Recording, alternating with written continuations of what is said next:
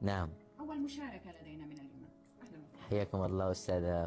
طبعا عنوان القصيدة آه. هو من أنا. مهم. خيال الليل يسكن في رؤايا، وخيل الصمت تصهل في دجايا، صراخ الآه يصخب في فؤادي، وكل الحزن يخلق من أسايا.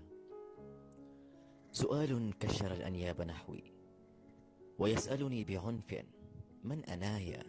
الله. يعاتبني يعاتبني ويضنيني بماذا، ويسأل من أنا ولم حنايا. يحاول مقتلي ويريد صلبي، فأهرب نحو أحضان المرايا. أيسأل من أنا وأنا سؤال تذيله القنابل والشظايا. أنا طفل وعمري 1000 عام، وليد غدي وأسكن في صبايا. أفتش داخلي عني فأحبو إلى أمسي، ولا ألقى خطايا. الله عليك. أنا جفن ضناه الدمع نعيا، أنا الطوفان يعبر في حشايا.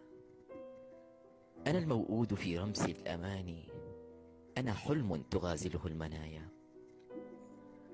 أنا ابن الريح والأمطار أمي، وخلف الغيم تمطرني الحكايا. أنا وطن تؤرقه دموع، جفاف الأرض يسقى من بكايا. أنا لون سماوي حرون، أكابر أن أعيش بلا سمايا. أنا نجم تؤرقه الليالي، أنا ركن حبيس في الزوايا. أتعرفني لتقرأ صمت بوحي، أتدرك ما تخبئه شفايا.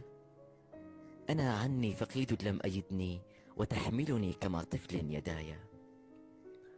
أواري داخلي أوجاع قومي، وأحمل فوق أكتاف الضحايا. خفافيش المساء تنال صبحا، وصبحي مات حزنا في مسايا. وصبحي مات حزنا في مسايا. بسلامتكم. الله. الله. خليك.